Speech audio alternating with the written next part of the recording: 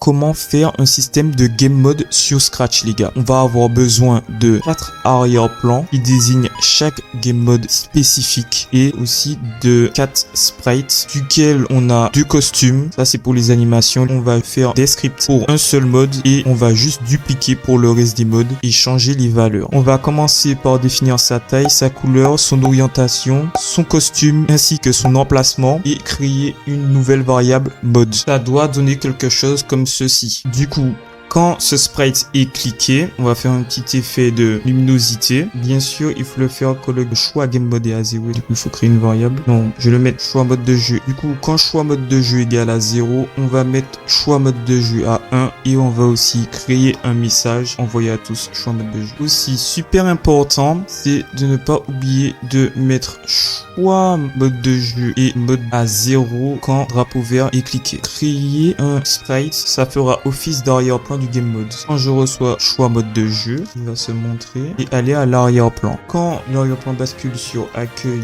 il va se cacher et on va créer un nouveau message. Fin choix mode de jeu dans lequel il sera caché. Ça doit vous donner quelque chose comme ceci. On va faire un petit récapitulatif. Ce sprite est cliqué. Il va mettre choix mode de jeu à 1 et envoyer à tous choix mode de jeu. N'oubliez pas de cacher le bouton. Aussi, j'avais mis mettre à l'avant-plan à la place de mettre à l'arrière-plan. N'oubliez pas ça. Quand ce lutin va être cliqué, on va le déplacer pour le mettre ici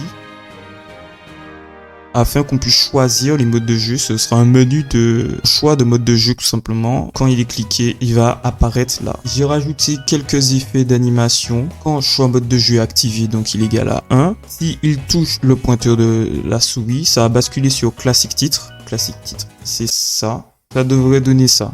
Quand le sprite sera cliqué, non pas ici, mais ici, j'ai créé un script.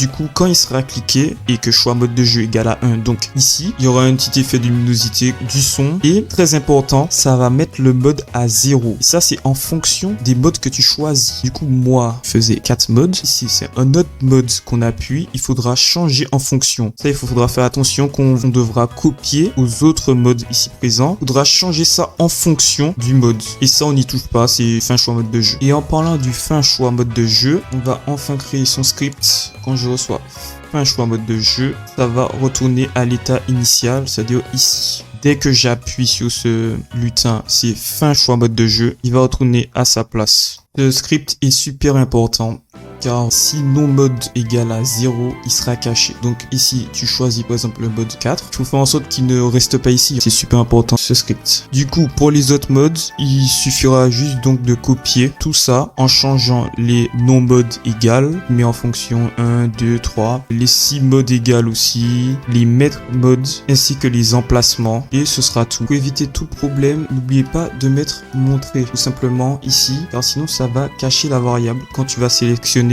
un autre mode de jeu. Voilà les gars, ça doit donner quelque chose comme ça. Vous pouvez tout simplement sélectionner les modes de jeu à votre guise. C'est presque fini. On va voir comment affecter le bouton aux différents game modes tout simplement qu'on a créé. Du coup, il faudra aller se rendre sur bouton. J'ai fait une vidéo sur comment créer le meilleur bouton sur Scratch. Du coup, n'hésitez pas à aller voir. Ce que vous allez faire, c'est que vous allez retirer ça et vous allez créer ça. Donc si le mode égale à 0, ça bascule sur un arrière-plan spécifique à chaque mode. N'oubliez pas de faire en sorte que ça disparaisse quand on appuie sur le bouton. Si le numéro d'arrière-plan n'est pas égal à 1, donc l'arrière-plan d'accueil est caché. Vous mettez pour chaque game mode et du coup on arrive à ça. Tu choisis ton game mode et ça bascule sur l'arrière-plan spécifique. Voilà, c'est la fin de la vidéo les gars. J'espère que vous l'avez aimé. N'oublie pas de t'abonner, c'est gratuit et c'est bénéfique pour moi comme pour toi.